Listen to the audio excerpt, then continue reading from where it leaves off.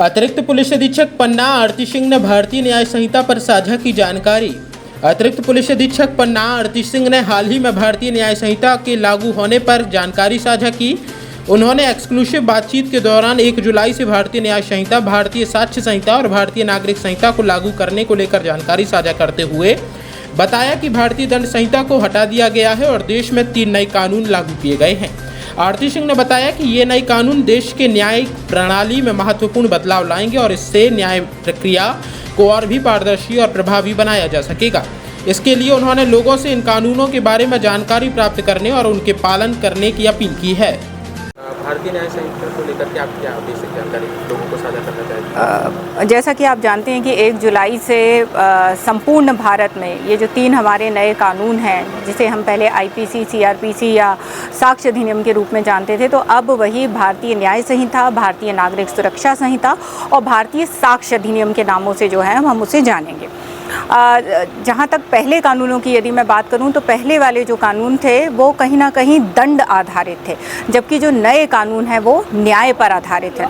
और basically focus जो है कि नागरिकों को, जैसा कि मैंने अभी कहा कि सीआरपीसी को जो है वो नागरिक सुरक्षा संहिता कहा जा रहा है, तो कहीं ना कहीं नागरिकों को कैसे सुरक्षा मिले, नागरिकों को कैसे सहूलियत मिले और न्याय मिले और त्वरित न्याय मिले, यही इन नए कानूनों का जो है वो उद्देश्य है। कुछ जो बदलाव इसमें हुए हैं जो आम जन को जानना बहुत ज़्यादा ज़रूरी है, उसके बारे में मैं बताना चाहूँगी। जैसे इसमें पहली चीज़ जो है कि अब कोई भी जब्ती होगी या कोई भी जब्ती या कोई भी तलाशी, तो उसका वीडियो रिकॉर्डिंग किया जाएगा। प्रायः लोगों के मन में ये संशय होता था कि ये कार्यवाही जो है वो जेन्युइन हो तो रही है, इसमें कहीं कोई टेम्परिंग तो नहीं है। तो वो जो जनता के मन का जो ग्रीवांस था या डाउट था इस प्रकार की कार्यवाहियों को लेके, तो जैसा कि मैंने बताया कि वीडियो रिकॉर्डिंग को कंपलसरी किया गया है, तो ये एक बहुत बड़ा बदलाव है और कहीं ना कहीं जनता की सहूलियत के लिए इसको जोड़ा गया है। दूसरा जो विषय है कि एफआईआर जो है वो आपको अब थाने पे आने की ज़रूरत नहीं है, आप कहीं से भी इलेक्ट्रॉनिक माध्यम से जो है वो एफआईआर को कर सकते हैं। तीसरी चीज़ जो इलेक्ट्रॉनिक, क्योंकि आज का जो ज़माना है वो इलेक्ट्रॉनिक या डिजिटल चीज़ों का ज़माना है, तो इसी को देखते हुए इलेक्ट्रॉनिक साक्ष्य को जो है वो भारतीय साक्ष्य अधिनियम में शामिल किया गया है। इसके अलावा जो सोशल सर्विस है, इसके पहले आपने कभी नहीं सुना होगा कि सोशल सर्विस जैसी चीज़ जो थी वो कानूनों में थी।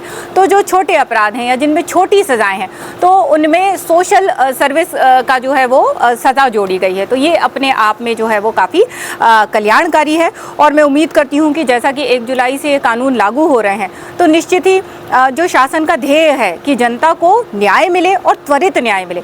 और इसमें एक और चीज़ है कि हर कार्यवाही का जो है वो टाइमलाइन जोड़ दिया गया है। जैसे कि एक तो ये है कि गिरफ्तारी की सूचना, लोग परेशान होते थे कौन लोग अरेस्ट हुए हैं हमारा, तो थानों पे और कंट्रोल रूम में डिस्प्ले होना है। इसके अलावा हर चीज़ का, जैसे मैंने कहा कि टाइमलाइन बांधा गया है कि कोई भी जाँच आई है तो 14 दिन में पूरी करके देना है। 90 डेज़ में जो व्यक्ति जिसका कायमी हो गया है वो परेशान होता है कि मेरे केस में आगे क्या हो रहा है, तो 90 डेज़ के अंदर में अब आयोग का ही ये जिम्मेदारी है कि वो उनको बताएं कि आपके केस में क्या प्रगति हुई है। तो इस प्रकार से कहीं ना कहीं जैसा कि मैंने कहा कि जो शासन का ध्येय है कि नागरिकों को सहूलियत हो, नागरिकों को न्याय मिले और नागरिकों को त्वरित न्याय मिले, ये निश्चित ही इसके माध्यम से अब हम इम्प्लीमेंट कर पाएंगे।